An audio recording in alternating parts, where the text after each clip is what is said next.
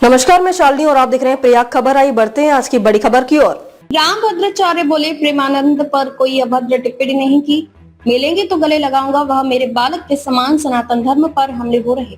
संत प्रेमानंद महाराज पर टिप्पणी के बाद मथुरा के संतों में अबाल है। विवाद बढ़ता देख तुलसी पीठाधीश्वर जगत गुरु रामभद्राचार्य ने कहा, मैंने प्रेमानंद पर कोई अभद्र टिप्पणी नहीं की है। वह मेरे बालक के समान है। जब भी मेरे पास मिले आएंगे, मैं उनको गले से लगाऊंगा, उन्हें आशीर्वाद दूंगा। साथ ही भगवान रामचंद्र से उनकी दीर्घायु की कामना करूंगा। मैंने किसी तंत्र के खिलाफ टिप्पणी नहीं की है और ना ही करता हूँ।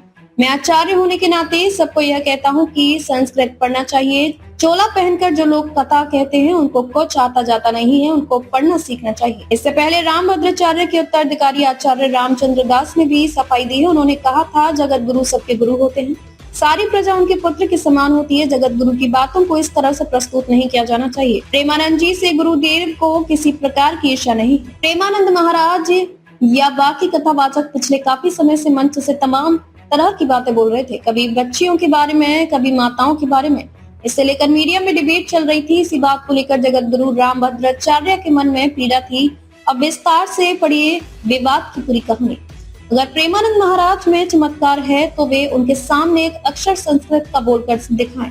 मेरे द्वारा कहे गए किसी भी श्लोक का अर्थ समझाएं। उनकी लोकप्रियता क्षणभंगुर है। प्रेमानंद बालक के समान है।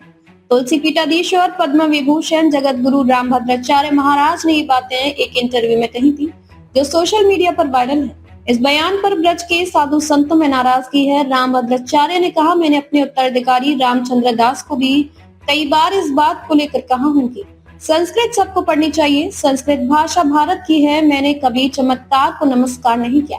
ये बात मैं प्रेमानंद जी के लिए नहीं कहा हूँ। मैं अपने शिष्य धीरेन्द्र कृष्ण शास्त्री को भी कहता हूँ और डांटता हूँ। मैं आज भी संस्कृत 18 घंटे पढ़ता हूँ और पढ़ता रहूंगा। प्रेमानंद से मेरा कोई द्वेष भाव नहीं है। वह मेरे बेटे के समान है। खबरों में अब तक के लिए बस इतना ही। फिर होगी आपसे मुलाकात। तब तक के लिए नमस्कार और देखते रहिए प्रयाग खबर। ऐसी ही लेटेस्ट अपडेट पाने के लिए हमारे चैनल को सब्सक्राइब करें और तुरंत नोटिफिकेशन पाने के लिए बेल आइकन प्रेस करना ना भूलें।